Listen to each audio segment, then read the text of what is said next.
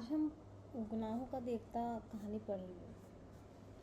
अगर पुराने ज़माने की नगर देवता की और ग्राम देवता की कल्पनाएं आज भी मान्य होती तो मैं कहता कि इलाहाबाद का नगर देवता ज़रूर कोई रोमांटिक कलाकार है।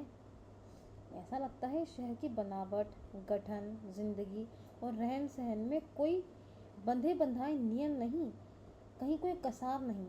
हर जगह एक स्वच्छंद खुलाव, एक बिखरी हुई सी अनियमितता।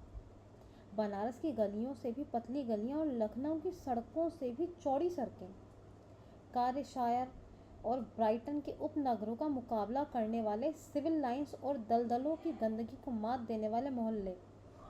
मौसम में भी कहीं कोई सम नहीं, कोई संतुलन नहीं। सुबह मलयजी, दोपहरें अंगारी तो शामें रेशमी। धरती ऐसी कि सहारा के रेगिस्तान की तरह बालू भी मिले, मालवा की तरह हरे हरे खेत भी मिले और ऊसर और परती की भी कमी नहीं। सचमुच लगता है कि प्रयाग का नगर देवता स्वर्ग कुंजों से निर्वासित कोई मनमौजी कलाकार है, जिसके सृजन में हर रंग के डोरे हैं। और चाहे जो हो, मगर इधर क्वार, कार्तिक और उधर वसंत के बाद और होली के बीच के मौसम से इलाहाबाद का वातावरण नेस्टशिरियम और पैंजी के फूलों से भी ज़्यादा खूबसूरत और आम के बोरों की खुशबू से भी ज़्यादा महकदार होता है। सिविल लाइंस हो या अल्फ्रेड पार्क, गंगा तट हो या खुसरू बाग, लगता है कि हवा एक नटखट दोशीजा की तरह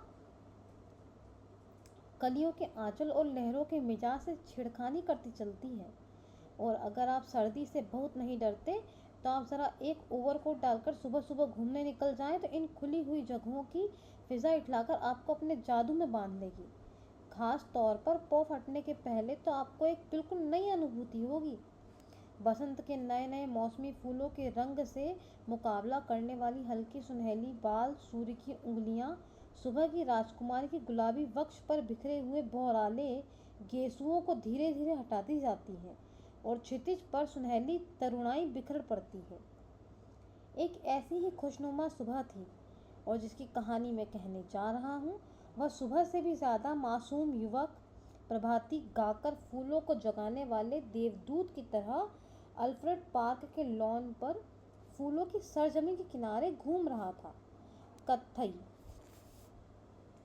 स्वीट पट्टी के रंग का पश्मीने का लंबा कोट, जिसका एक कॉलर उठा हुआ था और दूसरे कॉलर में सिरों की एक पत्ती बटन होल में लगी हुई थी।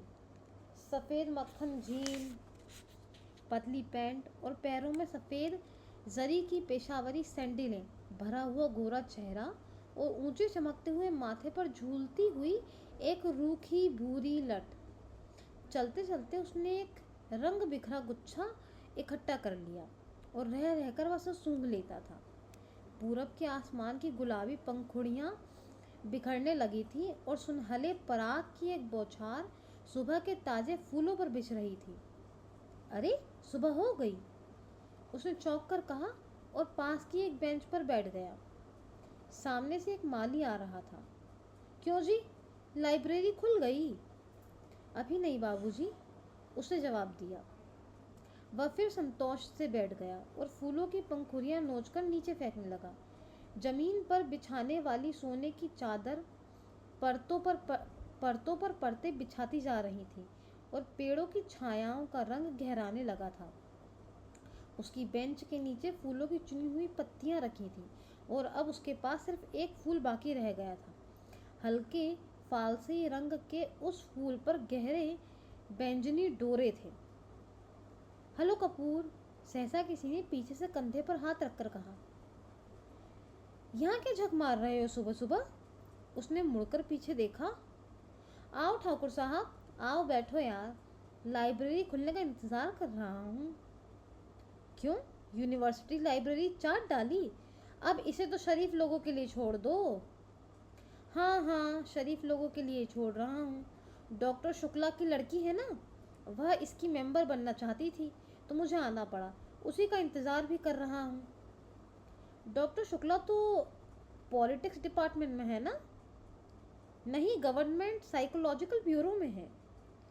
और तुम पॉलिटिक्स में रिसर्च कर रहे हो? नहीं, इकोनॉमिक्स में। बहुत अच्छे, तो उस लड़की को सदस्य बनवाने आए हो? कुछ अजब स्वर में ठाकुर ने कहा। छी, कपूर ने हंसते हुए कहा, कुछ अपने को बचाते हुए कहा। यार तुम जानते हो कि मेरा उनसे कितना घरेलू संबंध है। जब से मैं प्रयाग में हूँ उन्हीं के सहारे हूँ, और आजकल तो उन्हीं के यहाँ पढ़ता लिखता भी हूँ। ठाकुर साहब हंस पड़े। अरे भाई, मैं डॉक्टर शुक्ला को जानता नहीं क्या? उनका सा भला आदमी मिलना मुश्किल है। तुम सफाई व्यर्थ में दे रहे हो। ठाकुर साहब यूनिवर्सिटी के उन विद्यार्थियों में से थे जो बराइनाम विद्यार्थी होते हैं, और कब तक वे यूनिवर्सिटी को सुशोभित करते रहेंगे इसका कोई निश्चय नहीं। एक अच्छे खासे रुपए वाले व्यक्ति थे और घर के ताल्लुकेदार, हंसमुख, फप्तियाँ कसने में मज़ा लेने वाले, मगर दिल के साफ, निगाह के सच्चे। बोले, एक बात तो मैं स्वीकार करता हूँ कि तुम्हारी पढ़ाई का सारा श्रेय डॉक्टर शुक्ला को है। तुम्हारे घर वाले तो कुछ खर्चा भेजते नहीं। नहीं, उनसे अलग ही होकर आया था। समझ लो कि उन्होंने किसी न किसी बहाने मदद की है। अच्छा आओ, तब तक लोटस पॉन्ड कमल सरोवर तक ही घूम लें, फिर लाइब्रेरी भी खुल जाएगी। दोनों उठकर एक कृत्रिम कमल सरोवर की ओर चल दिए जो पास ही में बना हुआ था। सीढ़ियाँ चढ़कर ही उन्होंने देखा कि एक सज्जन किनारे बैठे कमलों की ओर एकटक देखते हुए ध्यान में तल्लीन है। छिपकली से दुबले पतले बालों की एक लट माथे पर झूमती हुई। कोई प्रेमी है या कोई फिलोसोफर? देखा ठाकुर? नहीं यार, दोनों से निष्कृष्ट कोटि के जीव हैं ये कवि है। मैं इन्हें जानता हूँ। ये रविंद्र बिसरिया हैं, एमए में पढ़ता है। आओ मिलाएं तुम्हें। ठाकुर साहब ने एक बड़ा सा घास का तिनका तोड़कर पीछे से चुपके से जाकर उसकी गर्दन गुदगुदाई। बिसरिया चौंक उठा, पीछे मुड़कर देखा और बिगड़ गया। यह क्या बदतमीजी है ठाकुर साहब? मैं कितने गंभीर विचारों में डूबा था। और सहसा बड़े विचित्र स्वर में आंखें बंद कर बिसरिया बोला, कैसा मनोरम प्रभात है। मेरी आत्मा में घोर अनुभूति हो रही थी। कपूर बिसरिया की मुद्रा पर ठाकुर साहब की ओर देखकर मुस्कुराया और इशारे में बोला, हे यार शगल की चीज छोड़ो जरा। ठाकुर साहब ने तिनका फेंक दिया और बोले, माफ़ करना भाई बिसरिया, बात यह है कि हम लोग कवि तो नहीं, इसीलिए समझ नहीं पाते। वैसे क्या सोच रहे थे तुम? बिसरिया ने आंखें खोली और एक गहरी सांस लेकर बोला, मैं सोच रहा था कि आखिर प्रेम क्या होता है, क्यों होता है, कविता क्यों लिखी जाती है, फिर कविता के संग्रह उतने क्यों नहीं बिकते जितने उपन्यास या कहानी के संग्रह। बात तो गंभीर है, कपूर ने बोला। जहाँ तक मैंने समझा और पढ़ा है, प्रेम एक तरह की बीमारी होती है, मानसिक बीमारी, जो मौसम बदलने के दिनों में होती है। मसलन क्वार, कार्तिक या फागुन, चैत। उसका संबंध रीढ़ की हड्डी से होता है, और कविता एक तरह का सन्निपात होता है। मेरा मतलब आप समझ रहे हैं ना मिस्टर सिबरिया? सिबरिया नहीं, बिसरिया, ठाकुर साहब ने टोका।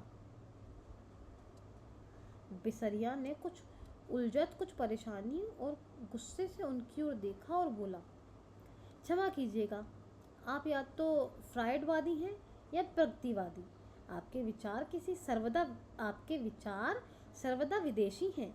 मैं इस तरह के विचारों से घृणा करता हूँ। कपूर कुछ जवाब देने ही वाला था कि ठाकुर साहब बोले, अरे भाई, बेकार उलझ गए तुम लोग, पहले परिचय तो कर लो आपस में।